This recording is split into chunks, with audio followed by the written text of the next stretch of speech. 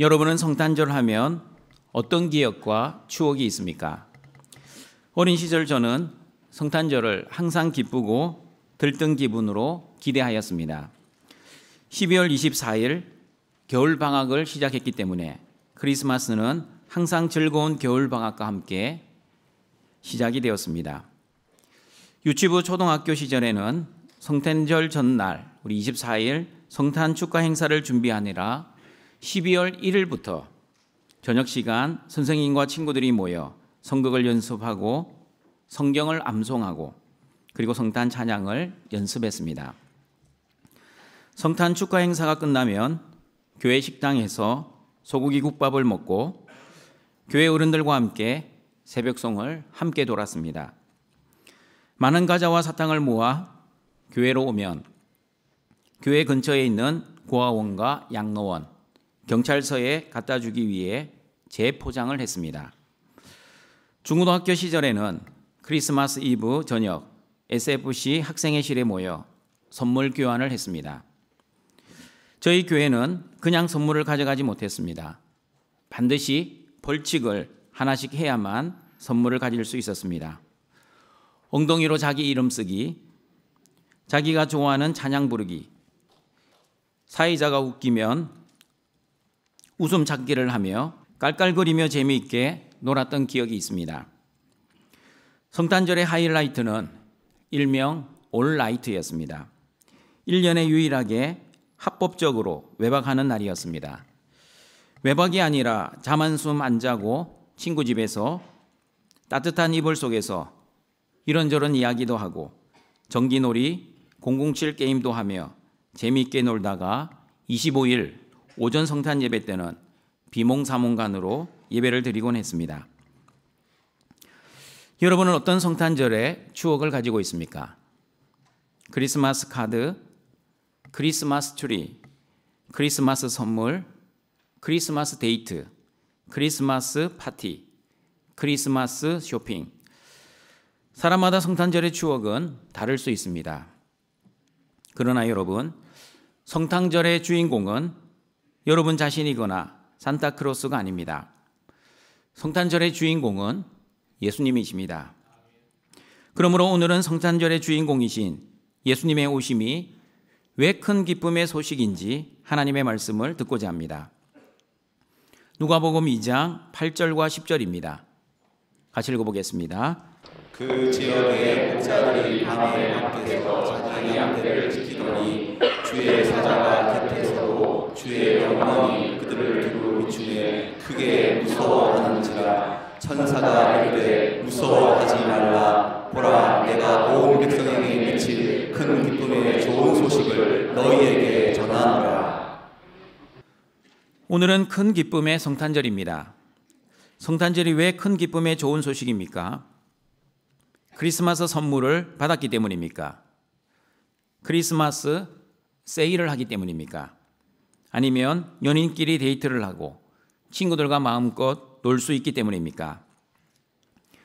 이런 이유로 성탄절을 기뻐하신다면 성경에 말씀하는 기쁨이 아닌 다른 기쁨으로 기뻐하는 것입니다. 성탄절이 큰 기쁨의 좋은 소식이 되기 위해서는 조건이 있습니다. 그 조건이 무엇인지 누가복음 2장 10절은 이렇게 말씀합니다. 같이 읽어봅니다. 천사가 이르되 무서워하지 말라. 보라, 내가 온 백성에게 미칠 큰 기쁨의 좋은 소식을 너희에게 전하노라. 이 세상에는 크리스마스 선물을 받는 사람도 있지만 크리스마스 선물을 받지 못하는 사람도 있습니다.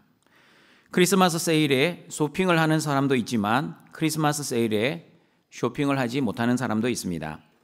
그리고 크리스마스 데이트를 하는 사람들도 있지만 혼자서 쓸쓸히 성탄절을 보내는 사람도 있습니다.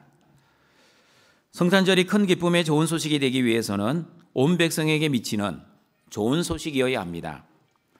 나에게 기쁜 소식이지만 다른 사람에게는 슬픈 소식이면 그 소식은 큰 기쁜 소식이 될 수 없습니다. 기쁜 소식, 좋은 소식을 복음이라고 합니다. 그러므로 복음이 되기 위해서는 세 가지 조건이 필요합니다. 첫 번째는 모든 사람에게 기쁜 소식이어야 합니다. 예를 들어 보겠습니다. 누가 여러분에게 1억의 돈을 선물해 준다면 여러분은 기쁜 소식입니까? 우리 등촌교회는 1억 가지고는 전혀 기쁘지 않습니까? 한 100억 정도 받아야 기쁩니까? 당연히 1억을 선물해 준다면 기쁜 소식일 겁니다. 그러나 우리나라에서 가장 부자인 이재용 씨에게 1억을 선물한다면 이재용 씨는 우리들처럼 그다지 좋아하지 않을 수 있습니다. 제가 오늘 검색해 보니까 이재용 씨의 12월 현재 기준으로 재산이 15조 8,100억이었습니다. 여러분은 좋아하는데 왜 이재용 씨는 그다지 좋아하지 않을 수 있습니까? 여러분과 이재용 씨가 느끼는 1억의 가치가 다르기 때문입니다. 그러므로 모든 사람에게 기쁜 소식이 아니면 복음이 될 수 없습니다. 두 번째, 복음이 되기 위해서는 모든 시대에 기쁜 소식이어야 합니다.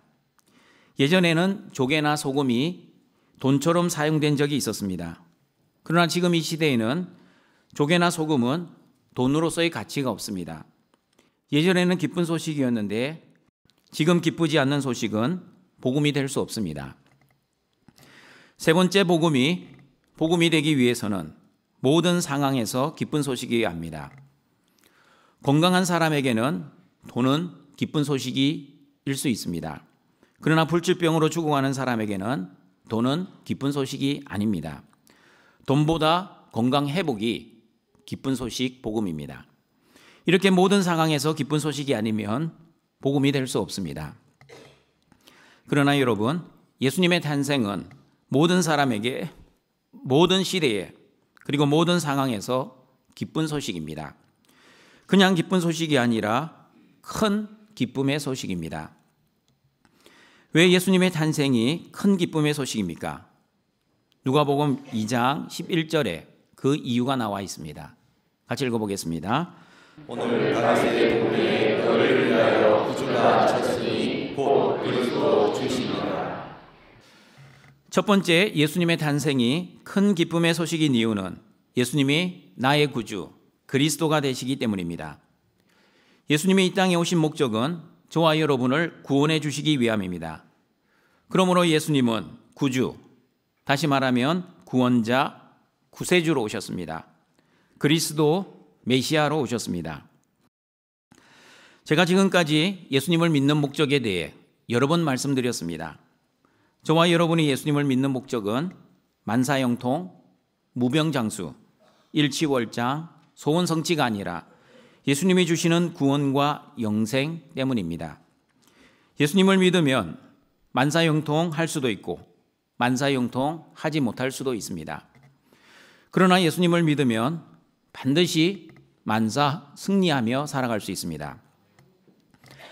예수님을 믿어도 무병장수할 수 있지만 유병 고생할 수도 있습니다. 그러나 예수님을 믿으면 반드시 질병 가운데서도 만사 평안하게 지낼 수 있습니다. 예수님을 믿어도 세상 영광을 가질 수도 있지만 세상 쪽박을 찰 수도 있습니다. 그러나 예수님을 믿으면 어떠한 환경 속에서도 만사 감사하며 살아갈 수 있습니다. 예수님을 믿어도 소원을 성취할 수 있지만 소원이 불취될 수도 있습니다. 그러나 예수님을 믿으면 환경이 내 뜻대로 되지 않아도 만사 기쁨으로 살아갈 수 있습니다. 그러므로 여러분, 예수님의 이 땅에 오신 목적은 저와 여러분을 구원하시기 위함입니다. 예수님의 이름이 바로 구원자라는 뜻입니다. 마태복음 1장 21절입니다. 같이 읽어보겠습니다. 아들을 낳으리니 이름을 예수라 하라. 이는 그가 자기 백성을 그들의 죄에서 구원할 자이시니라 하니라. 그런데 여러분, 예수님이 오신 목적은 모든 사람들을 구원하시기 위함이 아니라 자기 백성을 그들의 죄에서 구원할 자라고 마태복음 1장 21절에서 정확하게 말씀하고 있습니다. 그러므로 예수님은 모든 사람을 구원하시기 위해 오신 것이 아니라 자기 백성을 구원하시기 위해 오셨습니다. 여러분이 잘 알고 계시는 요한복음 3장 16절 말씀, 하나님이 세상을 이처럼 사랑하사. 하나님은 모든 사람들을 사랑하시는 것처럼 오해할 수 있지만 하나님은 모든 사람을 사랑하시는 것이 아니라 하나님이 창세전부터 예정하신 사람, 천국의 비밀을 아는 것이 허락된 너희들, 오른편의 양들, 다시 말하면 구원받은 하나님의 자녀들만 사랑하십니다. 요한복음 3장 16절 17절을 보시면 예수님을 믿는 자에게는 영생을 주시고 구원을 베풀어 주시지만 예수님을 믿지 않는 자들, 다시 말하면 천국의 비밀을 아는 것이 허락되지 않는 그들, 왼편의 염소들은 멸망을 밟고 심판을 받게 될 것이라고 말씀하고 있습니다. 같이 한번 읽어보겠습니다. 하나님이 세상을 이처럼 사랑하사 독생자를 주셨으니 이는 그를 믿는 자마다 멸망하지 않고 영생을 얻게 하려 하심이라. 하나님이 그 아들을 세상에 보내신 것은 세상을 심판하려 하심이 아니요 그로 말미암아 세상이 구원을 받게 하려 하심이라.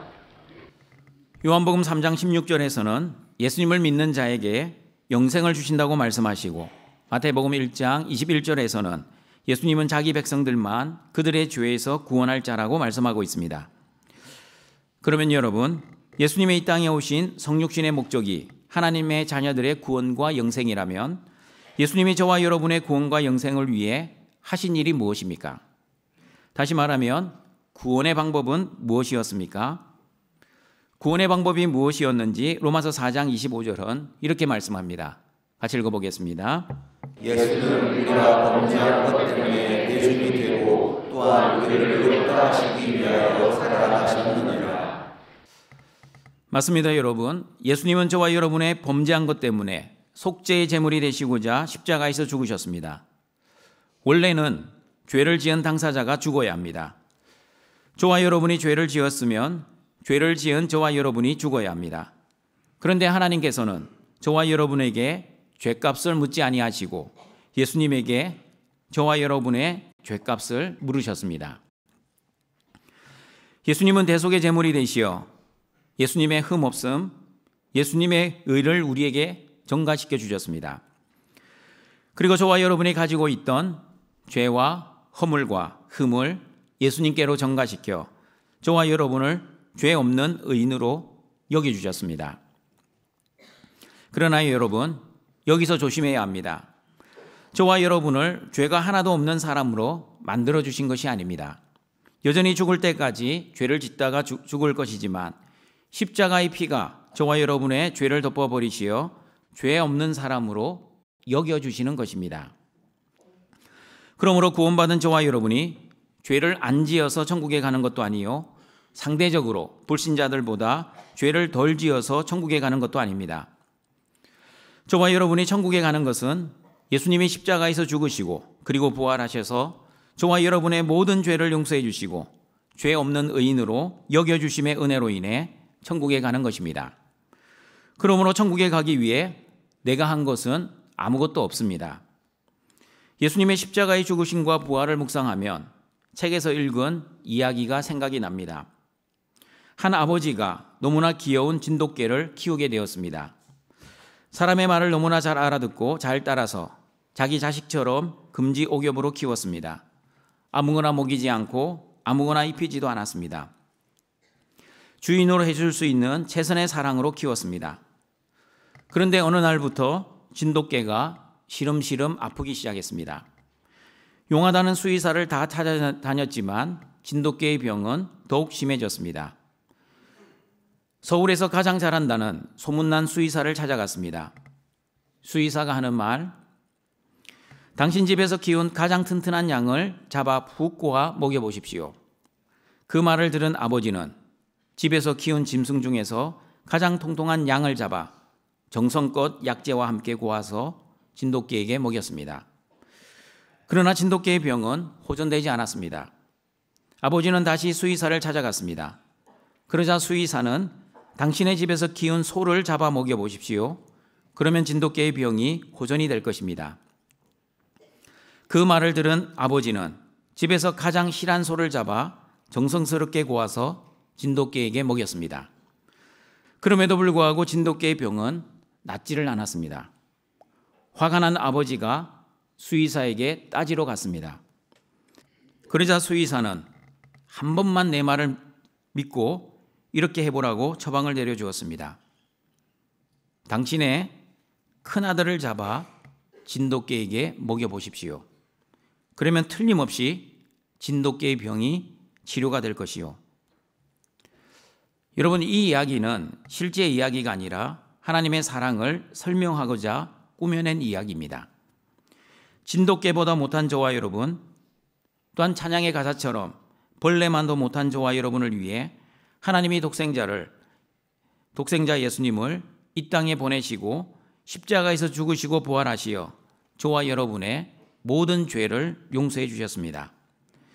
그러므로 저와 여러분이 구원을 위해 한 것은 아무것도 없습니다. 그냥 죄만 짓고 살아가고 있었을 뿐이었습니다. 그런 죄인들을 위해 하나님께서 저와 여러분의 구원을 위해 모든 것을 다 하셨습니다. 하나님이 저와 여러분의 구원을 위해 무엇을 다 하셨습니까? 하나님이 창세전부터 저와 여러분의 구원을 계획하시고 하나님의 자녀로 예정해 놓으시고 때가 되어 예수님이 십자가에서 죽으시고 부활하심으로 저와 여러분의 구원을 이루어 주시고 그리고 성령님을 통해 믿음의 선물을 주시어 예수님을 나의 주와 그리스도로 믿을 수 있는 믿음의 선물을 주셨습니다.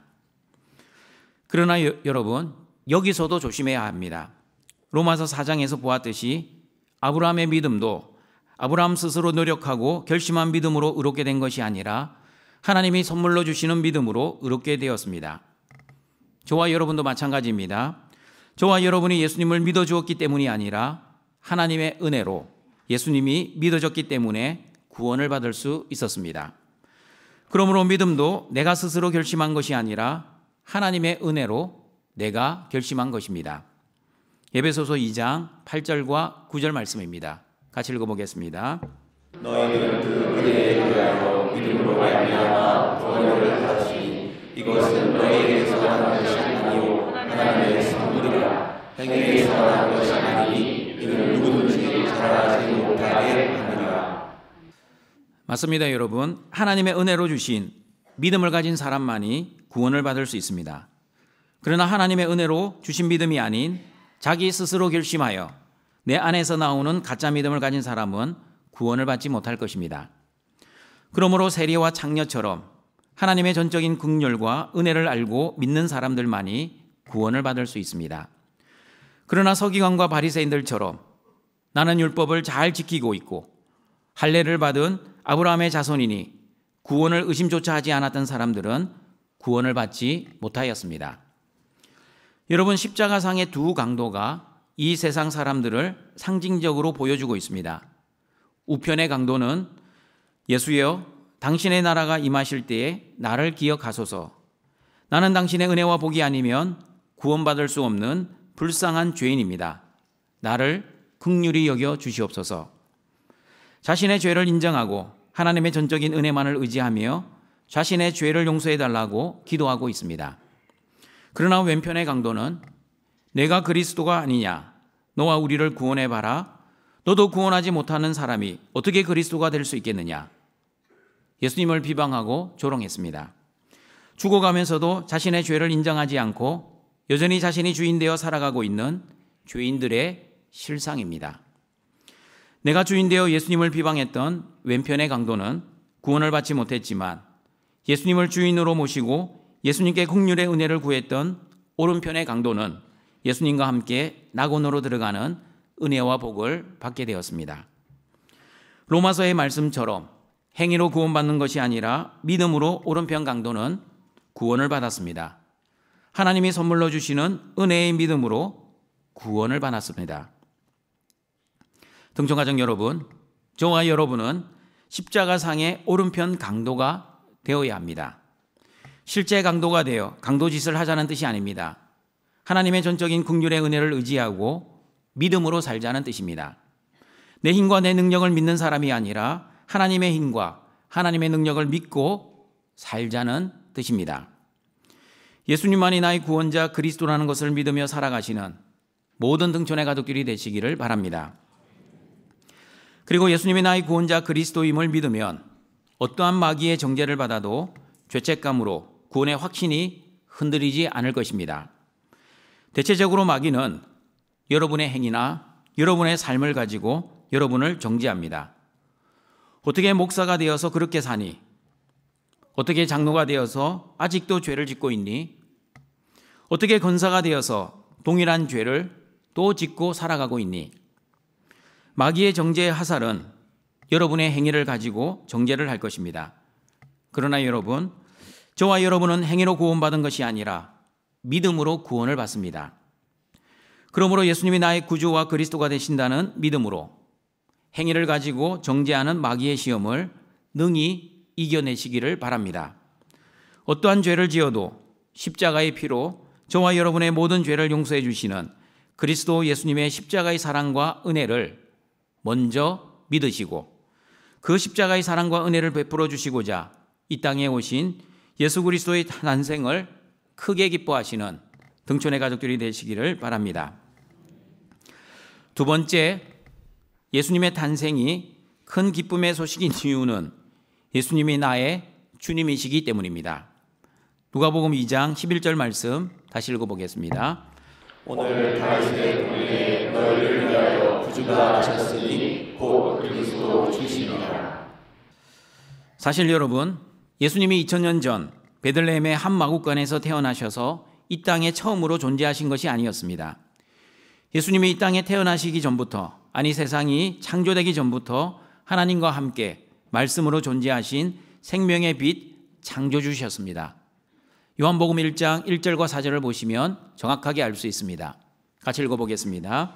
태초에 말씀이 계시니라. 이 말씀이 하나님과 함께 계셨으니 이 말씀은 곧 하나님이시니라. 그가 태초에 하나님과 함께 계셨고 만물이 그로 말미암아 지은 바 되었으니 지은 것이 하나도 그가 없이는 된 것이 없느니라. 그 안에 생명이 있었으니 이 생명은 사람들의 빛이라. 신학적으로 예수님이 이 땅에 오신 것을 성육신이라고 합니다. 성육신을 설명하기 위해 저희 간증을 해드리겠습니다. 저는 2년 된 암놈 시추개를 키웁니다. 저희 가족 사진을 보여주시길 바랍니다.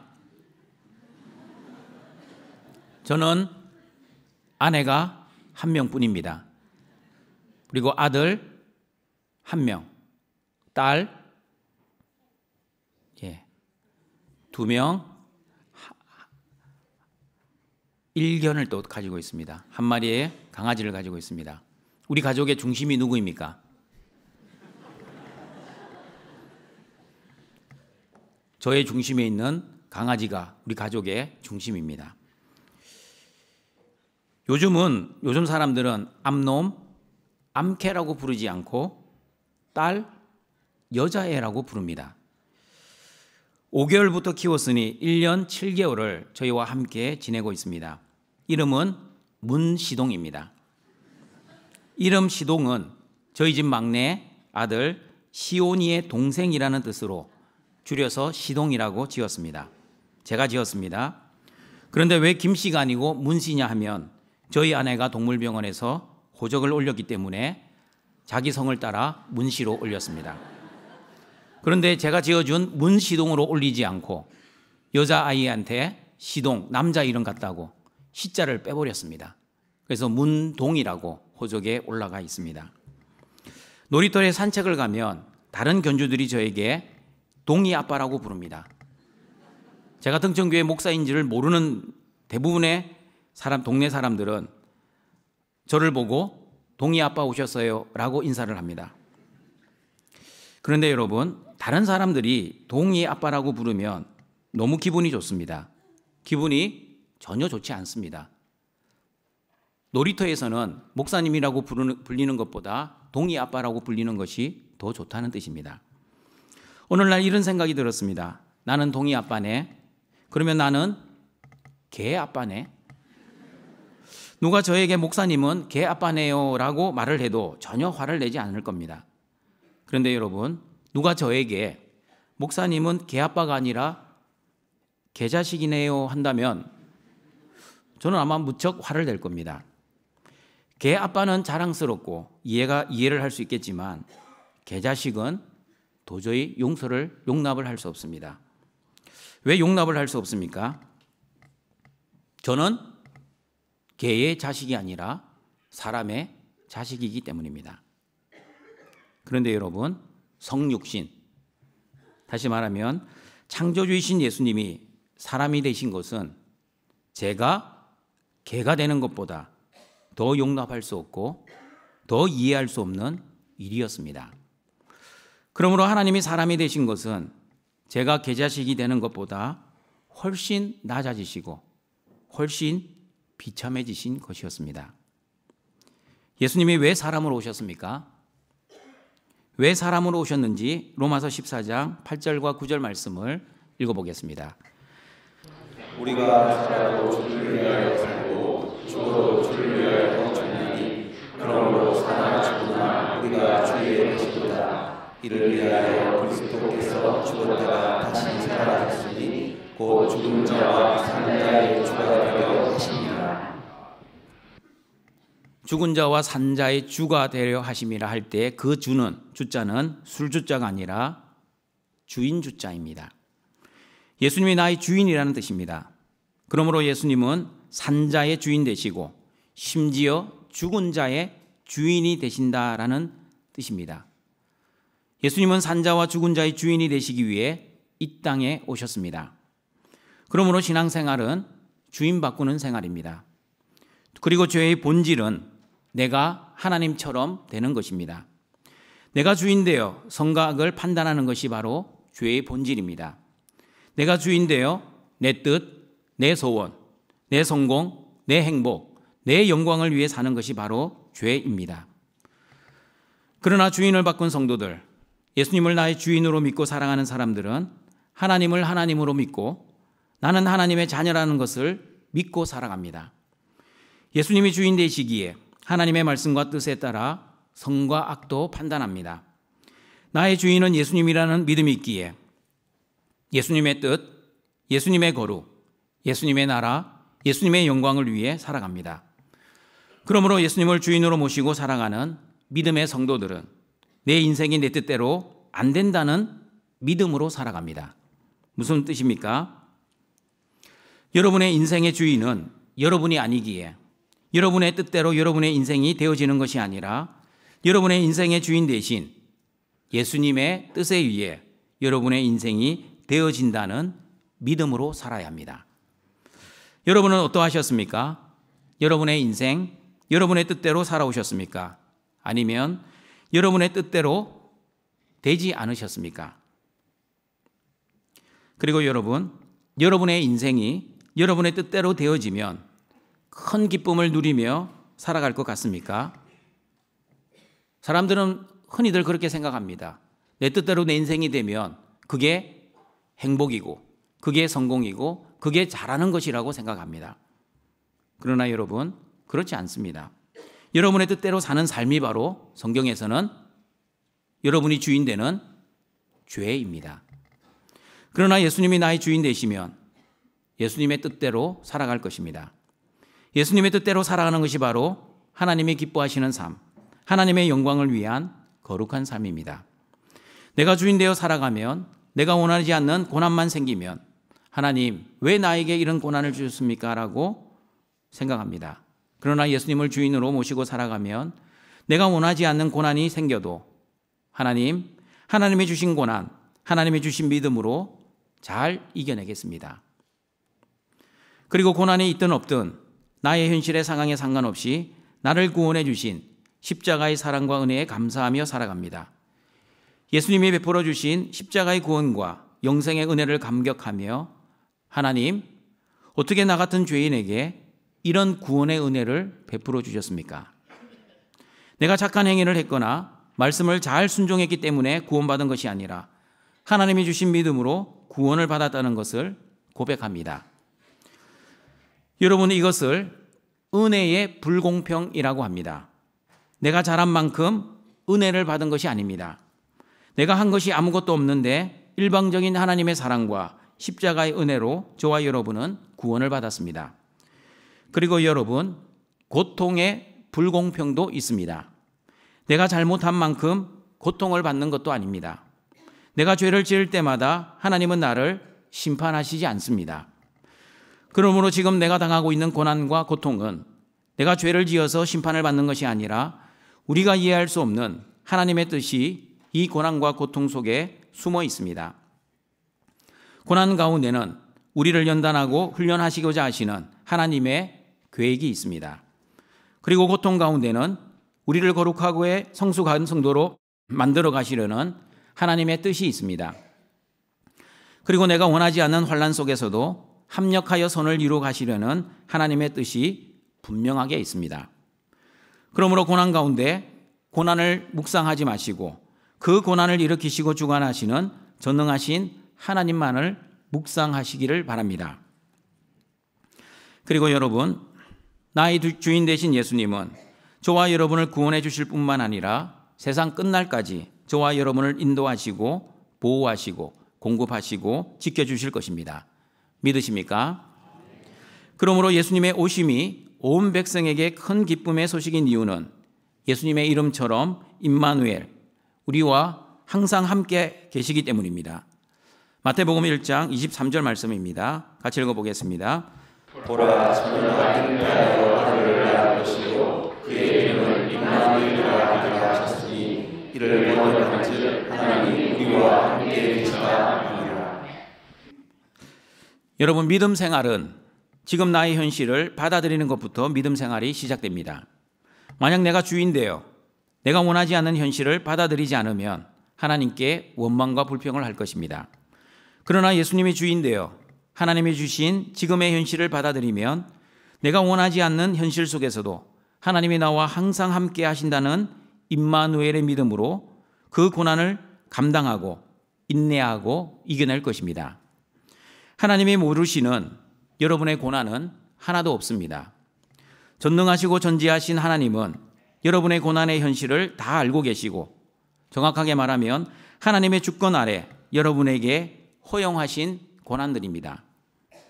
그러면 여러분, 하나님이 주신 고난이라면 어떻게 반응해야 합니까? 예수님을 주인으로 믿는 의인은 오직 믿음으로 반응하고 믿음으로 살아야 합니다. 감당하지 못할 시험당함을 허락하지 아니하신다는 믿음, 합력하여 선을 이루어 가신다는 믿음, 그리고 고난을 통해 나를 그리스도의 강한 군사로 만들어 가신다는 그 믿음으로 반응하고 그 믿음으로 살아야 합니다. 예수님을 주인으로 모시고 살아가는 하나님의 자녀들에게는 하나님이 나와 항상 함께 하시면 사망의 음침한 골짜기도 두려워하지 않을 수 있습니다. 왜 두려워하지 않을 수 있습니까? 왜 두려워하지 않는지 시편 23편 4절은 이렇게 말씀합니다. 같이 읽어보겠습니다. 내가 사망의 음침한 골짜기로 갈지라도 그를 두려워하지 않을 것은 주께서 나와 함께 하시니라. 주의 지팡이와 막대기가 나를 안위하시니라. 하나님이 나와 함께 하시면 하나님의 지팡이와 하나님의 막대기가 나를 보호하시고 보살펴 주시기 때문입니다. 이 말씀을 묵상하면서 죽어봤자 천국이라는 믿음을 묵상하게 되었습니다. 하나님이 나와 함께 하시면 죽음도 두려워하지 말아야겠구나. 죽음이 끝이 아니라 하나님 나라에서 영원한 생명이 시작되고 또한 영원한 안식으로 들어가는 하나님의 은혜와 복이구나. 죽음은 가장 슬픈 이별이 아니라 하나님의 구원이 완성되는 시간이구나.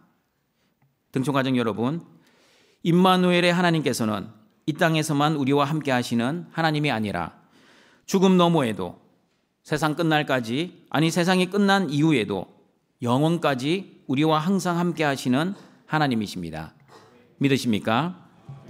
그렇다면 여러분이 당하는 현실의 고난, 그리고 고난 중에 고난인 죽음조차 두려워하지 않는 등촌의 가족들이 되시길 바랍니다.